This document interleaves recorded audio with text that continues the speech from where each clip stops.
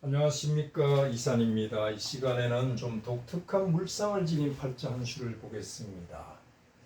이 팔자를 보게 되면 독특하다 못해 요상하고 괴상하고 또 괴기스럽기도 합니다.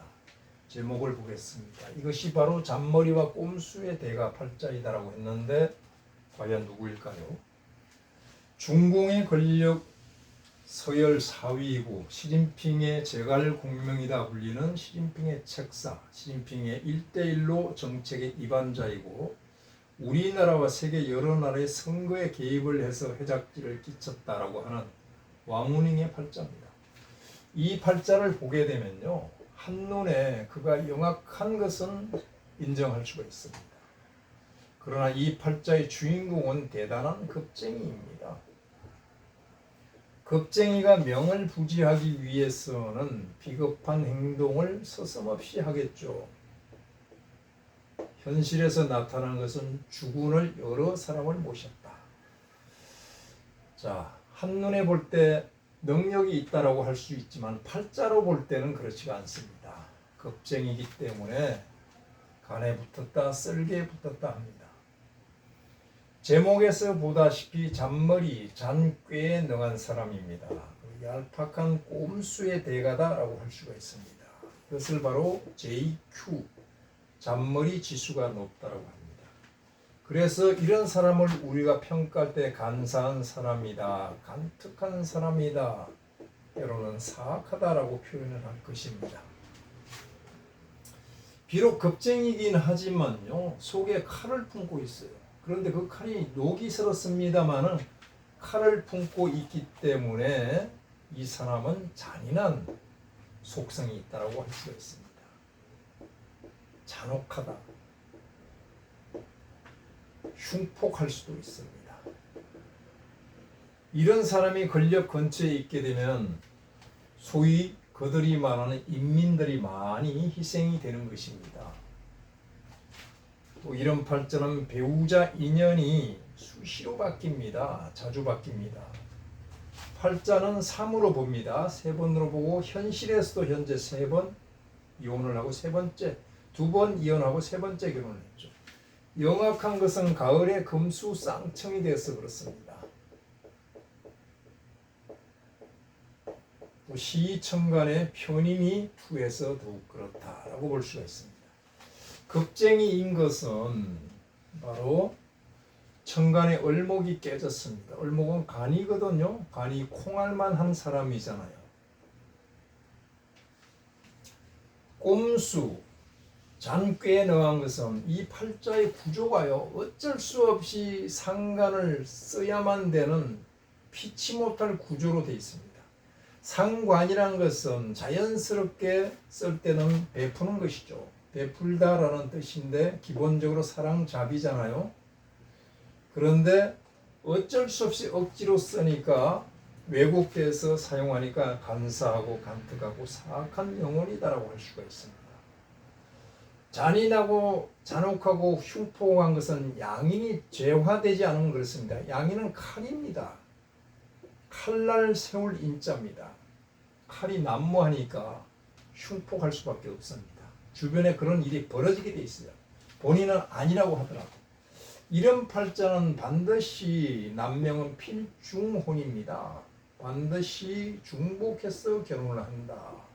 그래서 3번째 결혼을 했습니다. 이 을목이 바로 정제인데 정제는 처의 별이잖아요. 목은 38목이죠.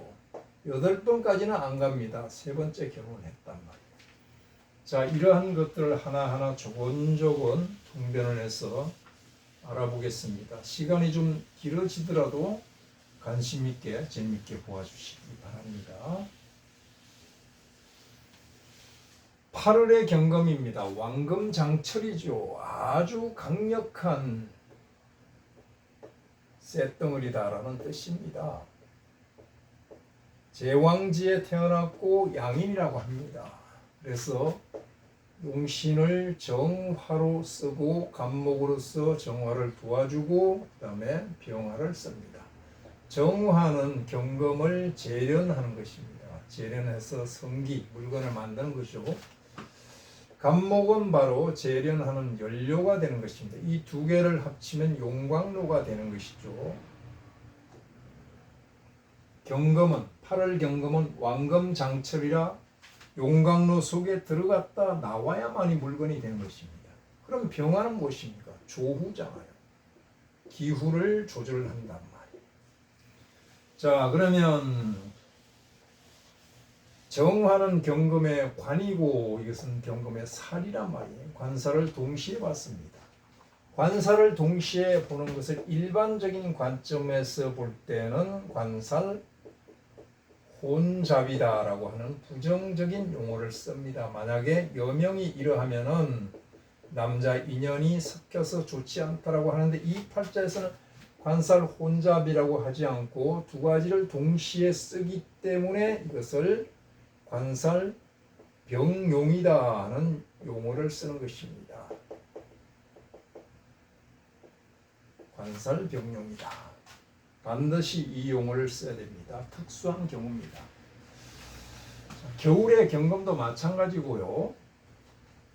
그러면 이 팔자가 양인격 팔자죠. 양인격 팔자인데 관을 용신으로 쓸 수도 있고 양인격 팔자가 살을 용신으로 쓸 수도 있다. 이것을 살인상정, 살인균정이라고 한단 말이에요. 이것이 더욱 좋아요. 양인은 살을 보아야만이 귀하게 됩니다. 이 두 가지를 보는 것을 뭐라고 그래요? 양인가살이다라고 하겠죠.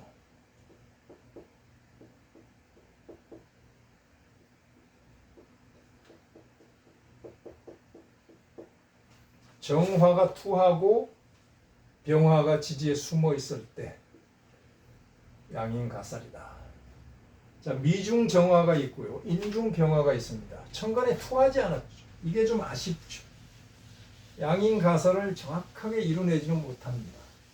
이 팔자가 천간에 대신에 무토가 투했습니다. 그래서 살인상생 구조로 되어 있어요. 살인상생. 그래서 국록지경이다. 그런데 이 양인이라는 것은 급제의 3배 이상의 힘이 있단 말이에요. 급제라는 것은 재를 급탈하는 신이잖아요. 그런데 이 팔자에 아주 치명적인 것은 재가 보란듯이 투출해 있습니다. 나 잡아봐라 하고 있죠. 바로 잡힙니다. 급제는 무엇입니까? 급탈한다. 무엇을? 재성을. 을목이 투에 있잖아요. 궁급쟁제 상황이죠. 그래서 이 팔자를 보게 되면 비상 상황입니다. 비상 상황에 떨어져 있죠. 긴급 상황입니다. 재를 구출해야 됩니다. 안 그러면 사람이 명이 다하게 되죠. 긴급 상황이다.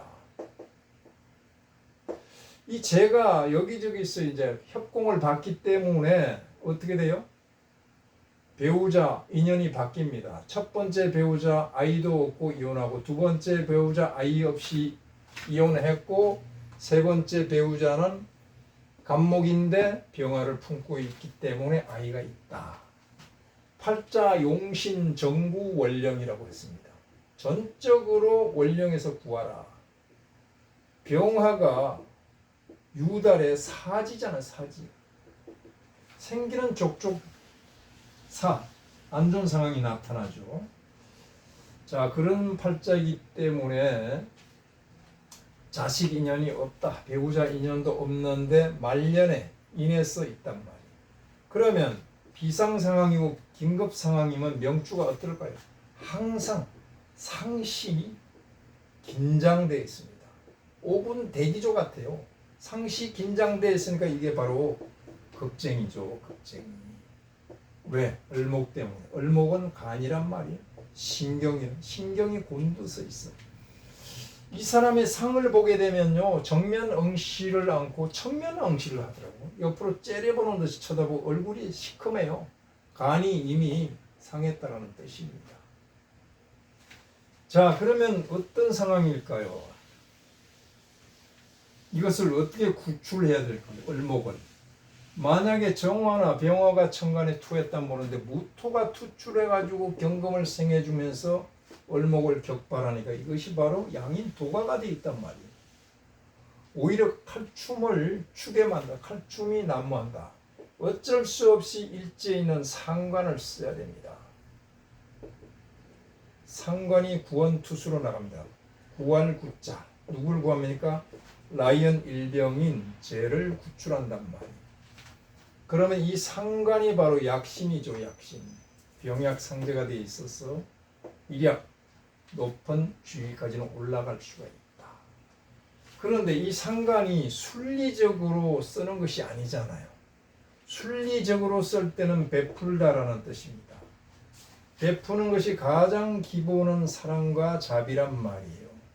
그런데 억지로 강제적으로 어쩔 수 없이 환경에 따라서 써야 되기 때문에 약삭 빠르고 눈치 빠를 수밖에 없습니다. 즉 죄가 깨지기 직전에 죄는 바로 생명입니다. 생존을 위해서 수단과 방법을 총동원한단 말이에요. 총동원하게 됩니다. 그러면 어떤 방법을 쓸까요? 당연히 변칙적인 방법을 쓰게 되죠. 반칙의 대가다 말이야 또. 자, 그 다음에 을목이 어떻게 됐어요? 새 두 마리가 이리 날고 저리 날고 합니다. 이것은 간이잖아요. 간에 붙었다 쓸개에 붙었다 하는 팔자란 말이에요. 표리부동한 사람이다. 이 사람은요, 자기가 모시는 주군을 최고라고 생각하지 않습니다. 자기가 최고라고 생각합니다. 얼굴 상을 보면 소름이 쫙쫙 끼칩니다. 자, 그래서 이 양인 유검이 말이에요. 인이란 말이 칼날을 세웠다 이런 뜻입니다. 양인이 제압을 제화되지 않은 무제한 팔자는 어떨까요? 무제는 아니죠. 사실은 제는 하는데 좀 모자랄 뿐입니다. 이렇게 되면 양인이 칼춤을 추게 되어 있습니다. 양인이라는 것은 무엇이죠? 양인 이꼴 급제입니다.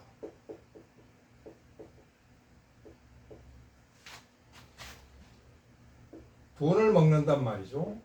그런데다가 상관이 부정적인 역할을 한단 말이에요. 이게 수단 방법을 총동원하죠. 돈을 깨고 있단 말이에요. 즉 이런 팔자를 바로 도둑놈 심보다라고 합니다. 도둑놈 심보예요. 무서운 팔자죠. 그러면 그가 쓰는 경제 정책은 어떨까요? 여러 정책 중에서 경제가 가장 중요하잖아요. 경제 정책을 한번 보잔 말이에요. 경제라는 것은 재성을 위주로 보아야 되겠죠. 재라는 것은 여기서 을목이잖아요. 을목의 동향을 살펴보자 이겁니다. 첫째, 을목은 어때요? 마치 끝꽂이한 나무, 그것도 나무 가지 같아요. 나무 가지 같아요. 무슨 뜻입니까? 자, 물상을 보기에는 을목이 있는데 밑에 유검이, 유중에 신검이 싹을 싹둑 잘라가지고 이것을 갖다가 을목에다가 옮겨서 미토 뿌리 있는데 이쪽으로 딱 이식을 했죠. 바로 끝꽂이 물상이잖아요. 그렇다면 그가 쓰는 경제 정책은 무엇입니까? 뺏겨쓰기죠. 뺏겨쓰기.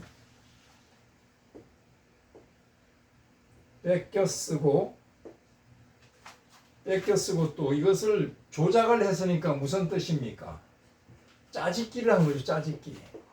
원래 논문을 그렇게 씁니다만은 좀 도가 지나치죠. 짜집기한 급조된 경제 정책이란 말이에요. 정통성이 결여되어 있단 말이에요. 정통성이 결여되어 있다. 자, 팔자 물상에서 이런 것을 우리는 찾아내서 활용을 할 수가 있습니다. 그 다음에 어떻습니까? 뿌리가 상했죠. 뿌리가 상한 나무가지와 같아. 을목이 말입니다. 어떻게 해서 뿌리가 상했습니까? 자수가 미중에 얼목이 뿌리가 미중의 얼목인데 자 원진으로 이렇게 가격을 하고 있잖아요. 원진으로 생을 해주고 수생목을 하지만 원진생이란 말이에요. 그러면 이 물이 썩은 물입니다. 썩은 물입니다. 그렇다면 어때요? 결과가 있습니까? 결실이 없다. 그의 경제 정책은 결실을 맺기 힘들다라는 것을 알 수가 있죠. 또 어떻습니까? 뿌리가 잘렸어요. 뿌리가 잘린 나무가지와 같아. 어때요? 자, 얼미 이렇게 있죠. 미중에 얼목이 있는데 유검이 옆에 붙어 있잖아요. 물론 여기 신금도 협하고 있습니다.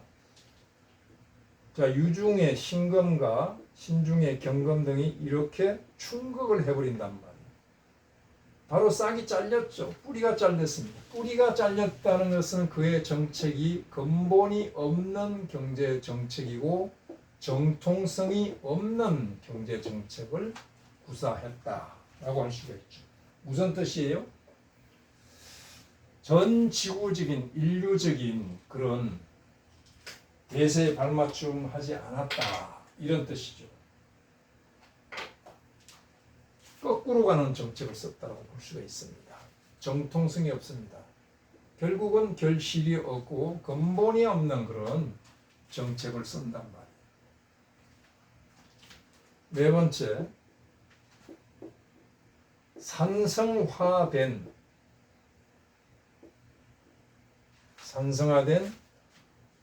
오염수를 나무에다 뿌립니다. 그러니 어떻게 돼요? 나무가 썩게 돼 있죠. 뿌리가 썩을 수밖에 없습니다. 썩다라고 합니다. 왜 그럴까요? 산성화된 것은 자수가 물인데 자유파살을 맞았잖아요. 자유파살을 맞았는데 이 물이 파살이 됐다는 것은 쇠붙이에서 녹물이 나와서 이 자수가 이미 산성화된 오염수란 말이에요. 이것을 퍼다가 미토에게 주니까 이것이 원진이 돼서 원수같이 돼서 얼목의 뿌리가 썩어버린단 말이에요.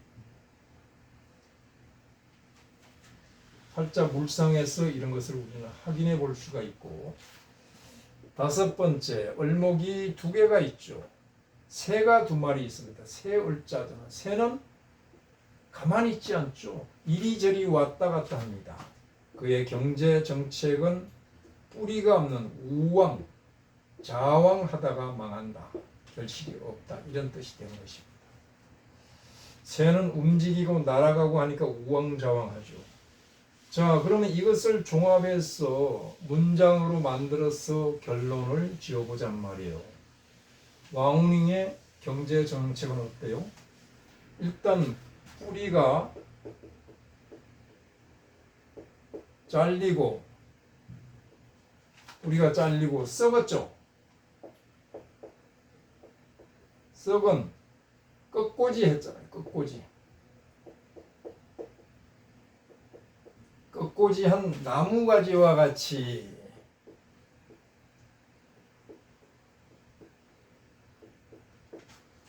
우왕좌왕하면서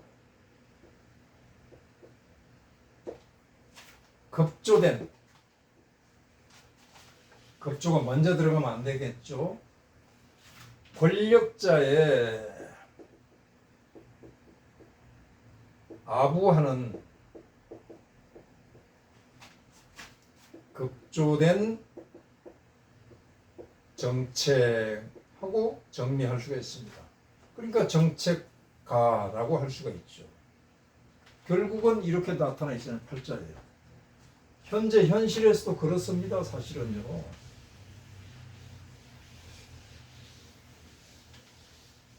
자, 그들은 지구의 중심, 중국이다라고 하는데, 중국이라는 나라는요, 바로 중공 때문에 망하게 돼 있어요. 중공은 섭씨 때문에 망하고, 이 섭씨는 왕씨 때문에 망한다라고 정리할 수가 있습니다.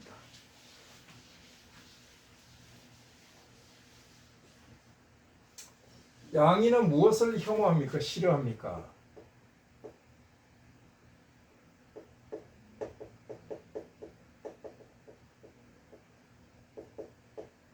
충을 싫어합니다. 충을 싫어한다는 것은 형살도 싫어한다라고 봐야죠.